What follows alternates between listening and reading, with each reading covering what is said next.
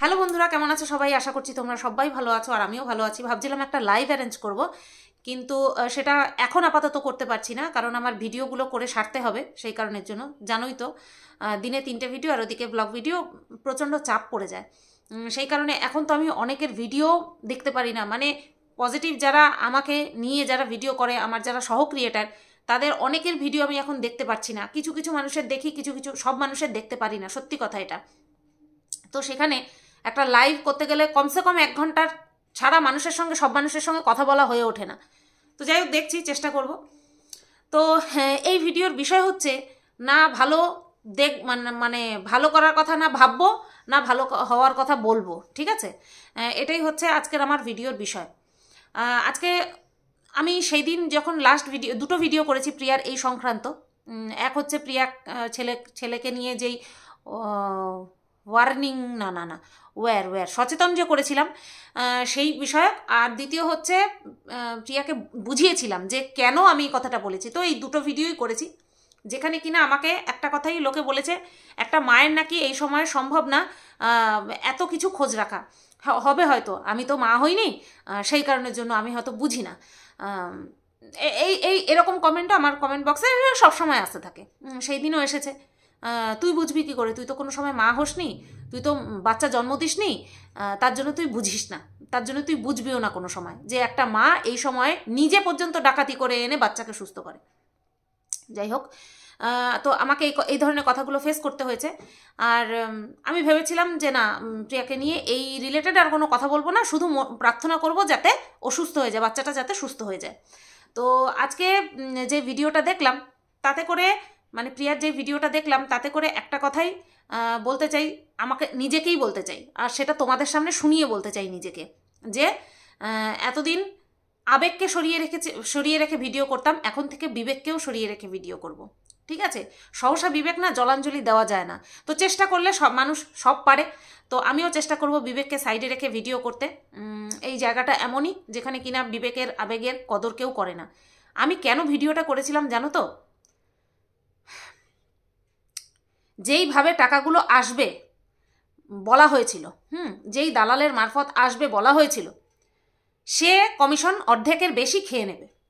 আমি চেয়েছিলাম প্রিয়াকে যদি কেউ সাপোর্ট করতে চায়, হেল্প করতে চায়, তারা যেন ডাইরেক্ট হেল্প করে। এটাই বলেছিলাম, যাতে ও কোনো গ্রুপবাজির মধ্যে না পড়ে, কোনো পলিটিক্সের মধ্যে না পড়ে, কোনো নোংরামির মধ্যে না পড়ে।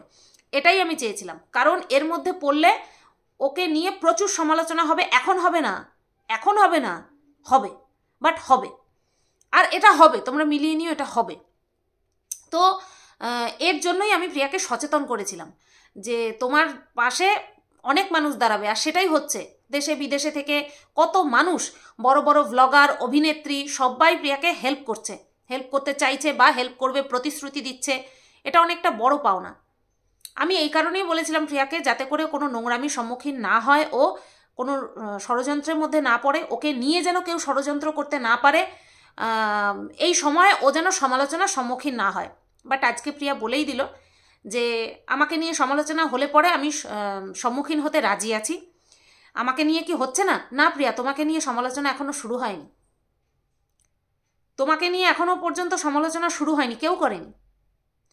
যারা যারা করেছে তারা প্রত্যেকেই এই বিষয়টা নিয়ে তোমাকে শুধুমাত্র সচেতন করেছে, আর প্রথমত সবাই তোমার সাহায্যার্থে পাশে এসে দাঁড়িয়েছে, ভিডিওর মাধ্যমে, কমিউনিটি পোস্টের মাধ্যমে, বাই ফোনে, এইভাবে শুধু তোমার পাশে দাঁড়িয়েছে। কেউ তোমাকে নিয়ে এখনো সমালোচনায় নামেনি প্রিয়া।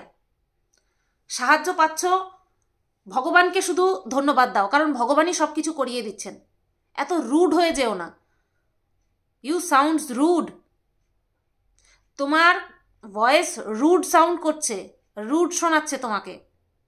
তুমি এখনো সমালোচনার মুখে পড়োনি প্রিয়া, যাতে না পড়ো সেই কারণেই বলেছিলাম আমার ঘাট হয়েছে। এই যে আমি কানে ধরছি, আমার ঘাট হয়েছে। আমি আর কোনোদিনও কাউকে সচেতন করতে যাব না। এখন সবাই স্বাবলম্বী হয়ে গেছে, স্বাবলম্বী তো অনেক আগেই হয়েছে, অনেক স্ট্রং হয়ে গেছে, সবাই নাকি সব কিছু ফেস করতে পারে। এই প্রিয়াকে আমি দেখেছি ইনস্ট্যান্ট রিয়্যাক্ট করতে, যেটাকে প্রিয়া বলে না যে আমি চুপ থাকতে পারি না, আমি বলতে বসে যাই, কমেন্টের রিপ্লাই দিতে বসে যাই। ভিডিও রিপ্লাই দিতে বসে যাই, কারণ আমি আমার নামে কেউ মিথ্যে কথা বললে পরে আমি চুপ থাকতে পারি না, আমি মেনে নিতে পারি না। সেদিন বসে বসে ওই যে বাংলাদেশ থেকে কত টাকা এসেছিল সেই ভিডিওটাতে প্রিয়া এই কথা বলছিল যে আমি চুপ থাকতে পারি না, আমি বসে যাই। প্রিয়া একটা কথা বলি, যেটাকে তুমি রিপ্লাই বলছো সেটা রিপ্লাই না, সেটা ইনস্ট্যান্ট রিয়াকশান। রিপ্লাই কাকে বলে জানো? সামনের মানুষটা আমাকে যদি দুটো খারাপ কথা বলে সেটাকে আমি বোঝার চেষ্টা করব, সেটাকে শুনে সেটাকে বোঝার চেষ্টা করব যে কেন আমাকে এই কথাটা বললো। কারণ আমি যদি ওই মুহূর্তে যদি রিপ্লাই করি সেটাকে রিয়াকশান বলা হবে, সেটাকে রিপ্লাই বলা হবে না। আমি জিনিসটাকে শুনলাম, বুঝলাম, কারণ সেই মুহূর্তে বোঝার মতন মানসিক পরিস্থিতি আমার থাকবে না। প্রথমত আমি অবাক হয়ে যাব, কোনো মানুষ যদি আমার সামনে আমাকে দাঁড়িয়ে দুটো গালাগালি দেয় বা খারাপ কথা বলে বা এমন আচরণ করে যেটা কিনা তার সেই মুহূর্তে করা উচিত না, সেরকম যদি করে না কেউ, আমরা বোঝার মতন পরিস্থিতিতেই থাকবো না। বোঝার জন্য আমাদেরকে কিছুক্ষণ টাইম নিতে হবে। টাইম নিয়ে বুঝে তারপরে আমরা যেটা ব্যাক দেব সেটাকে বলে রিপ্লাই। তুমি যেটা করো সেগুলোকে বলে রিয়াকশান। তুমি ইনস্ট্যান্ট রিয়াক্ট করো, রিপ্লাই তুমি দাও না। আর সমালোচনা, তোমার একটা নেগেটিভ কমেন্ট নেওয়ার ক্ষমতা নেই, আমি তোমাকে বলছি। আমি তোমাকে যতটুকু দেখেছি, যতটুকু চিনেছি, তাতে করে বলছি তোমার নেওয়ার ক্ষমতা নেই, বিন্দুমাত্র ক্ষমতা নেই। তুমি একটা নেগেটিভ কমেন্ট পর্যন্ত নিতে পারো না। এখন তুমি বলবে যে আমি কেন নেব, আমি তো ভ্লগার। ভাই, তোমার ভিউয়ার্সরা যদি তোমাকে প্রশ্ন করে তাদেরকে বলো, বা তোমাকে যারা নেগেটিভ কমেন্ট করে তাদেরকে বলো আমি ভ্লগার, আমি কোনো কন্ট্রোভার্সি ক্রিয়েটার নই, আমাকে কেউ নেগেটিভ কমেন্ট করবে না। বলো তো, বলতে পারবে? বলো তাহলে। তো তোমার সাথে যেটা হবে সেটা তোমাকেই ফেস করতে হবে। আমরা জাস্ট দূরে বসে যারা ভালো চাই তারা শুধু সচেতন করতে পারবো, কিন্তু তুমি বলে দিলে যে তুমি সমালোচনা নিতে প্রস্তুত। বেশ, বেস্ট অফ লাক, তুমি সমালোচনা নাও। আর একটা কথা বলেছো যে আমার এখন দেখার সময় নেই কিভাবে টাকা আসছে, সাদা টাকা আসছে না কালো টাকা আসছে।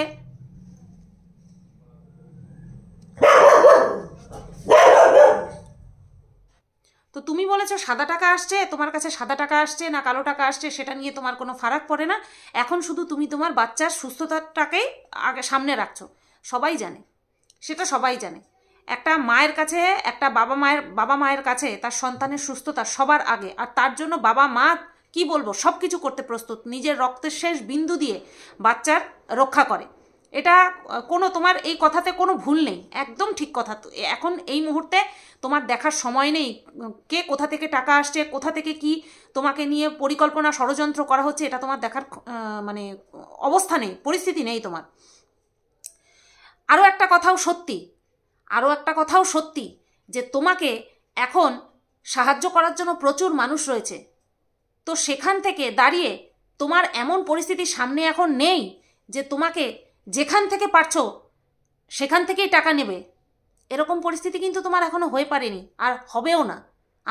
আমার বিশ্বাস হবে না, কারণ প্রচুর মানুষ তোমার সাহায্যের জন্য রয়েছে, প্রচুর মানুষ সাহায্যের জন্য রয়েছে, আর করবেও।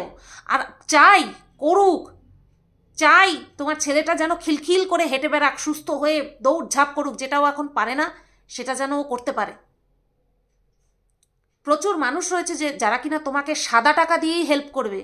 তুমি বলছো কালো টাকাও যদি আমার বাচ্চার ট্রিটমেন্টের জন্য আসে সেটাও ভগবানের চোখে এবং আইনের চোখে সেটা সাদা টাকা হয়ে যাবে, এতটা ইজি না। আমি বলছি না যারা পাঠাচ্ছে তারা কালো টাকা পাঠাচ্ছে। আমি কি বলেছি জানো প্রিয়া? সামান্য তুমি মনে করো তুমি যেটা বলছো সেটাই ঠিক, তুমি যেটা ভাবছো সেটাই ঠিক। কেউ যদি হিতার্থে কিছু বলে না, সেটাকে বোঝার চেষ্টা করতে হয়। কিন্তু তুমি এখন বললে খারাপ শোনাবে, তাই বলবো না, ঠিক আছে? তো দেখা যাক ভবিষ্যৎ কি বলে, সেটার জন্য আমি অপেক্ষা করব, সেই দিন আমি মুখ খুলবো। এখন আমি কি বুঝতে পারছি সেটা নিয়ে ভবিষ্যতে আমি মুখ খুলবো, এখন কিচ্ছু বলবো না। এখন বললে পরে সবার গায়ে ফোসকা পড়বে, সেই কারণে এখন আমি বলবো না। এরকম বহু আমি বলেছি যেটা কিনা তৎক্ষণাৎ মানুষের গায়ে ফোসকার মতন পড়েছে, কিন্তু পরে সেটাই ঠিক হয়ে দাঁড়িয়েছে। তাই এখন তোমার সম্পর্কে আমি কিচ্ছু বলবো না, শুধু এইটুকুই বলছি কালো টাকা না নিলেও তোমার চলে যাবে, এটাই বলছি। এখানে কালো টাকা অর্থাৎ যেই টাকা ডাইরেক্ট তোমার কাছে আসছে না, ঘুরে ঘুরে তোমার কাছে আসছে, সেই টাকার কথা বলছি, ঠিক আছে? সেই টাকার কথা তোমাকে বলছি। তোমার ছেলের ট্রিটমেন্টের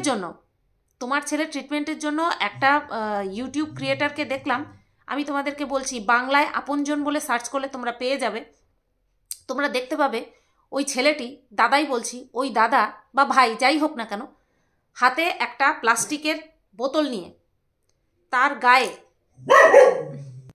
প্লাস্টিকের বোতলের গায়ে ওরকম বড় বড় টাইপ করে লিখে, মানে আর কি প্রিন্ট করে আয়ুষের ভালো নামটা লিখে তারপরে মানুষের কাছে সাহায্য চাইছেন। গলার মধ্যে একটা বোর্ড ঝুলিয়ে তারপরে একটা ছেলে সাইকেলে করে আই থিঙ্ক মানুষের কাছে, দোকানদারদের কাছে, পথ চলতি মানুষের কাছে, পথিকদের কাছে আয়ুষের নাম করে সাহায্য চাইছে। একে বলে চেষ্টা, একে বলে সৎ পথে কাউকে সাহায্য করার প্রচেষ্টা, যেটা কিনা ওই ভাইটা করছে। আমি ভিডিওটা তোমাদেরকে কমিউনিটিতে দিয়ে দেবো, কারণ আমি ফেসবুকে আমাকে একজন সেন্ড করেছে, মানে মেসেঞ্জারে, সেটাকে আমার ইউটিউবে সার্চ করতে হবে তারপরে। তো এই হচ্ছে ব্যাপার প্রিয়া, তোমার ক্ষতি কেউ চায় না। আমার বাচ্চা নেই, আমি চাইবো তোমার কোলটা যেন স্বাভাবিকভাবে উজ্জ্বল হয়ে ওঠে, স্বাভাবিকভাবে ভরে যায়। মানে বুঝতে পারছো তো? তোমার কোলে বাচ্চা রয়েছে, কিন্তু সে তো একটা অসুস্থতার মধ্যে রয়েছে। আমি চাই তুমিও যেন প্রাণ ভরে নিঃশ্বাস নাও, প্রত্যেক মাসে যেন তোমার ছেলেকে রক্ত দিতে হবে সেই দুশ্চিন্তায় তুমি যেন না ভোগো। অন গড বলছি, আমার কিন্তু বাচ্চা নেই, ভালো মতন জানো। তো সেখান থেকে দাঁড়িয়ে আমি এমন কোনো কাজ করব না বা এমন কোনো কথা বলবো না যাতে করে ডবল অভিশাপ আমার গায়ের উপরে এসে পড়ে। আমি শুধু একটা কথাই ভেবেছি যে এই সময়টা তোমাকে শান্ত থাকতে হবে, এই সময়টা শুধুমাত্র তোমার ছেলের প্রতি তোমাকে ফোকাসড থাকতে হবে। সেই কারণে সেই কারণে আমার মনে হয়েছে যাতে তোমাকে এই কথাটা বললে পরে তুমি যেন সচেতন হয়ে যাও, যেন ভিডিও করে একটা কথা বলো যে যাদের টাকা পাঠানোর দরকার, মানে দরকার অর্থে যারা ভাবছো যে আমার ছেলের জন্য টাকা পাঠাবে, সাহায্যের জন্য টাকা পাঠাবে, তারা ডাইরেক্ট আমাকে পাঠাও, কোনো কাউকে মাধ্যম করে তোমরা পাঠিও না। আমি শুধু চেয়েছিলাম তুমি এইটুকু বলো বা এইটুকু বোঝো। এতে কোনো ঘোর প্যাচ, কোনো মার প্যাচ, জটিলতা, কুটিলতা মনের মধ্যে আমার কিচ্ছু ছিল না। আমি সাধারণ একটা কথা বলেছি। তোমার পক্ষে হয়তো জানা সম্ভব না যে ভেতরে কি চলছে, সেই জন্যই তোমার উদ্দেশ্যে একটা ভিডিও করেছিলাম। তুমি এখন বলছো যে আমি সমালোচনা নিতে প্রস্তুত। Very good, very good. তবে হ্যাঁ, এইটুকু কথা দিচ্ছি, এক্সেস কিছু না দেখা পর্যন্ত তোমাকে নিয়ে আমি কোনো সময় সমালোচনা করিনি, করবও না, আর করবও না। আমি আজকে একটা কথা বলতে বাধ্য হচ্ছি বন্ধুদের উদ্দেশ্যে, তোমাদের উদ্দেশ্যে।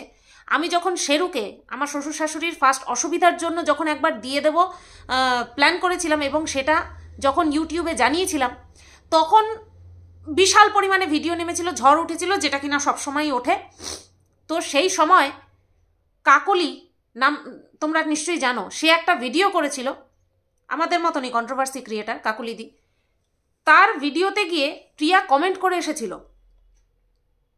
মানে অবশ্যই আমার এগেনস্টে ভিডিও করেছিল সেই কন্ট্রোভার্সি ক্রিয়েটার, আর সেখানে গিয়ে প্রিয়া কমেন্ট করে এসেছিল, আমি না জানি আমাকে সহ্য করতে পারে না কেউ, আমাকে কেউ সহ্য করতে পারে না, না প্রিয়া পারে, না অন্যান্য ব্লগাররা পারে, না ম্যাক্সিমাম কন্ট্রোভার্সি ক্রিয়েটাররা পারে। আমাকে কেউ সহ্য করতে পারে না, এবং আমার ক্ষতিতে সবার আনন্দ, ম্যাক্সিমাম মানুষের আনন্দ, সবার বললে ভুল হবে, ম্যাক্সিমাম এই যে ক্রিয়েটার ব্লগার, এদের আনন্দ আমার ক্ষতিতে। সেই সময় আমাকে নিয়ে যখন ঝড় উঠেছিল না, এই প্রিয়া গিয়ে কমেন্ট করে এসেছিল, আমার স্পষ্ট মনে আছে। কিন্তু আমি তোমার কোনো সময় ক্ষতি চাইনি, চাইবও না। আর বিশেষ করে এই বাচ্চার মামলাতে নইব চ, কখনো না।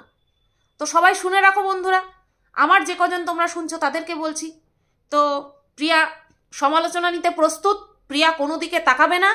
এত মানুষ সাহায্য করবে, এত মানুষ সাহায্য করছে জানার পরেও তার ওই টাকাও সে কামনা করে, যেই টাকা কিনা তাকে ভবিষ্যতে সমালোচনার মুখে ফেলতে পারে, সেই টাকাও সে নেবে বলেছে, প্লাস সমালোচনার মুখে পড়বেও বলেছে। ব্যাস, সে ডিক্লেয়ার করে দিয়েছে। এখানে তো আর কারোর বাপের ক্ষমতা নেই কিছু বলার, এইটুকুই সর্বশেষ প্রার্থনা করব এবং ভগবানের কাছে চাইব যাতে করে ছেলেটা সুস্থ হয়ে যায়। ব্যাস, তারপরে বাবা মা কি করছে না করছে, কি ভাবছে না ভাবছে, আমারও আর ভাবার দরকার নেই, আমারও আর দেখার দরকার নেই। আমি সাধারণ একটা কথা বলতে চেয়েছিলাম যাতে করে ওকে সমালোচনার মুখে পড়তে না হয়, কারণ আমি ওকে জানি ও ইনস্ট্যান্ট রিয়াকশান করে। কত এরকম কমিউনিটি পোস্ট দিল, কত কমেন্ট এরকম পিন করলো, কত ভিডিও নামালো, কত শর্ট ভিডিও নামালো। নিজে ভুল করেছে ভিডিওতে, প্রিয়াকে বলছি, নিজে তুমি ভুল করেছো ভিডিওতে, 2 রকম কথা বলেছো, সেটা নিয়ে যদি কেউ কমেন্ট করেছে সেটা নিয়ে তুমি পরের ভিডিও বানাতে বসে পড়েছো। তোমাকে এরকম অনেক ইনস্ট্যান্ট ভুলভাল রিয়াকশন করতে দেখেছি। সেই জায়গা থেকেই দাঁড়িয়ে না, এইগুলো দেখেই শুধু একটু ভালোর জন্য একটা কথা সাজেস্ট করেছিলাম, তাতেও যে এত ঝড় উঠবে এবং তুমি তার এই রিপ্লাই করবে ভাবা যায় না। তো চলো, সবাই ভালো থেকো, সুস্থ থেকো। আর আজকের থেকে নিজেকে প্রচুর পরিমাণে হার্ট অ্যান্ড সোল চেষ্টা করব, যাতে করে কারোর ভালো চাওয়ার থেকে আমি নিজেকে বিরত রাখতে পারি। কমসে কম মনে মনে চললেও আমি যাতে ক্যামেরাতে না বলি যে তুমি না এটা করো না, ওটা করো, তাহলে তোমার ভালো হবে, এটা কিন্তু খবরদার এটা করো না। কারণ মানুষ আমাকে ভালোভাবে নিতেই পারে না, জানি না কেন নিতেই পারে না। এখানে তো আমি তো একজন কন্ট্রোভার্সি ক্রিয়েটার। সবাই তোমরা ভালো থেকো, সুস্থ থেকো, টাটা।